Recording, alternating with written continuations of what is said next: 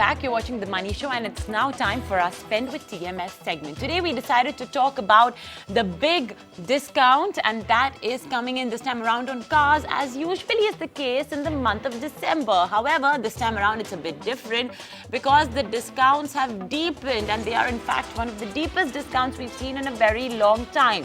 So the question is your favorite car as well on sale?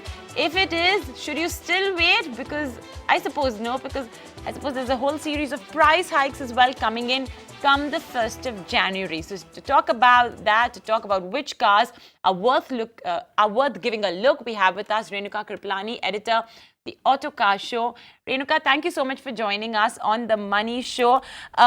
So, Renuka, is this really what we are looking at? One of the deepest discount structures, from what I understand, it's one of the deepest discounts in at least 7 to 8 years. Is that the case, Renuka? That's right, Mubina, and it's for a lot of reasons. I mean, for one, it's been a really slow year for the automotive industry, and I think that's primarily because a lot of changes coming in. We are seeing BS6 norms coming in next year. So, people have been a little hesitant about buying. But I actually think it's a great time to buy a car because your BS4 car will still run on BS6 fuel. So that's not a worry. Manufacturers are offering great discounts because now you have the year end coming up. The cars that are left in stock of the BS4 cars that are left, manufacturers will want to get rid of them. So it's actually a really, really good time to buy a car. Yeah, and there are some really pretty great discounts out there. So, Renuka, at this point of time, which one's looking the most interesting? Because right from Tata Motors to Maruti, all of them are giving very deep discounts. In fact, I think I'm just going to request my producer as well to pull that graphic plate up. I remember there was a Tata Tigor that was on discount. There were also several models of Maruti that were on discount. So, which one at this point of time is a pick that you would recommend? Can I tell you, you can walk into almost any showroom today and get a discount on any car. I mean, except for maybe probably the brand new ones. Everything else is offering a great deal. But there are some that I would really look at keenly. I think, cars that have been popular like the CR-V, the Honda Civic, which are offering great discounts. You also have the Renault Duster, which is offering a great deal, almost a lakh off there. The Renault, the Captur, this is a car that we really liked during our test drives, and you can get one for almost 6.5 lakhs, which is pretty incredible at this point of time. So I think these are cars to really look at. They're offering some great discounts. Now, of course, the not so good part, and perhaps an incentive for our viewers to go out there and just buy themselves a brand new set of wheels, and that's the price hikes. We have seen costs go up, input costs go up, and hence a lot of companies have said that, this deep discount structure is obviously not going to survive, and come 1st Jan, we're going to see an increase in prices. So to what extent, I mean, based on your conversations with various car companies, to what extent could we see prices increase?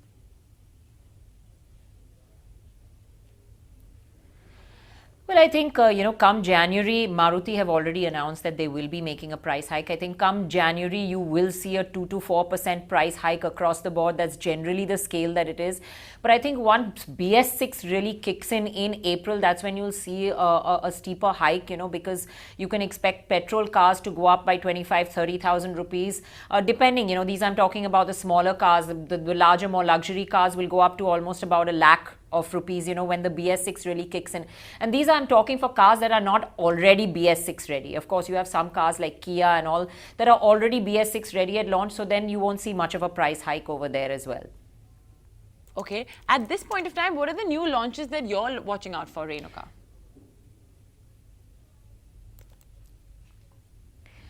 Oh, well, next year is going to see a lot coming up. You have, you have the Tata Altroz. There's been a lot of buzz about it recently in the media as well. So that's one to look forward to. Hyundai have got a lot coming next year. They've got a new i20. They've got their small sedan, the Aura. They've got the new Creta platform. So there's lots coming from there. Honda have got the new City coming in. So that's another one to look forward to. You've got the Range Rover Evoque coming in. There's that as well. Kia have got a compact sedan. I mean, their Seltos has been a success. They're going to have a compact sedan coming in. The other new entrant, MG, has got an MPV, which is the Carnival. They're also looking at a compact SUV over there. Sorry, Kia, did I say compact sedan? I meant compact SUV. So Kia's also got another compact SUV coming in next year. So there are lots of cars to look forward to. There's an Octavia RS also coming. The first edition was already sold out, so now they're bringing in another 200 cars. So I think that's also one to look forward to.